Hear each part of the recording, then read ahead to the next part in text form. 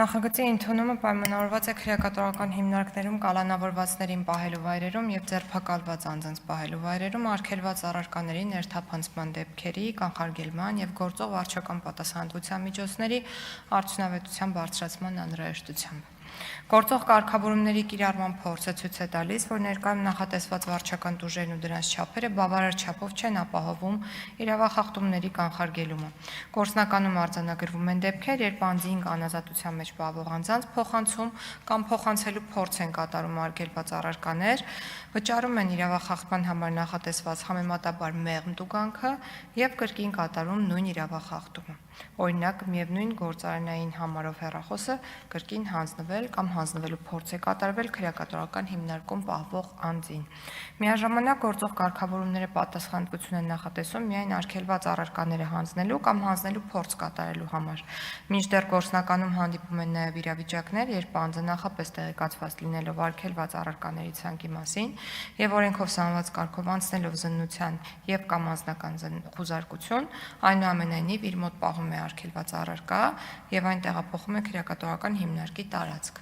Ընդ որում, դրանք կարող են չհանձնվել անազատության մեջ պահվող անձանց, այլ հայտնաբերվել օրինակ տեսակցության սենյակում։ Նման պայմաններում խնդրահարույց է դառնում անձին վարչական պատասխանատվության ենթարկելու հարցը,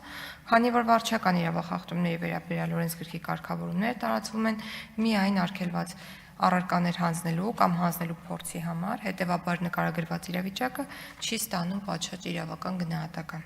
Բացի այդ, թեև պետական ծառայողի կողմից արգելված առարկաների հանձնումը նախատեսված է որպես վարչական իրավախախտում, պետք է նկատել, որ պետական ծառայողի կողմից քրեակատարական հիմնարկում պահվող անձանց արգելված առարկաներ հանձնելը ըստ էության Հայաստանի Հանրապետության քրեական օրենսգրքի 441-րդ հոդվածով սահմանված հանցակազմի հատկանիշներ է պարունակում։ Այս համատեքստում անհրաժեշտ է նշել, որ վարչական իրավախախտումների համար վարչական պատասխանատվություն առաջանում է, եթե այդ խախտումներն իրենց բնույթով քրեական պատասխանատվություն չեն առաջացնում գործող օրենսդրությանը համապատասխան։ Վերոգրյալը հիմք է տալիս եզրակացնելու, որ համաչափության, ինչպես նաև կանխարգելիչ նպատակների առավել արդյունավետ իրագործման համար անհրաժեշտ է վերանայել գործող կարգավորումը։ Ըստ այդմ նախագծով առաջարկվում է նախատեսել վարչական պատասխանատվություն քրեակատարական հիմնարկի ներքին և արտաքին օբյեկտներում նշանակված մշտական պահակետով անցած և օրենքով սահմանված կարգով խուզարկություն կամ զննում անցած անձի կողմից իր մոտ արգելված առարկա պահելու համար։ Վերանայել քրեակատարական հիմնարկներում կալանավորվածներին և ձերբակալվածներին պահելու վայրերում պահվող անձանց արգելված առարկաներ հանձնելու կամ հանձնելու փորձի համար նախատեսված վարչական տուգանքի չափը, մասնավորապես հիշյալ արարքի համար տուգանքի չափը նվազագույն աշխատավարձի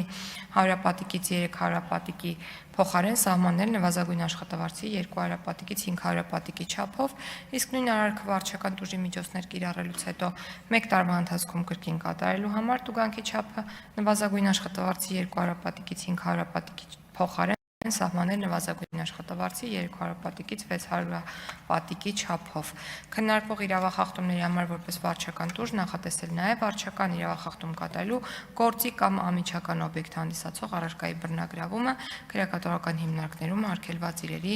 շրջապտույտը կանխելու նպատակով։ Խնդրում եմ կողմ քվեարկել նախագծի ընդունմանը։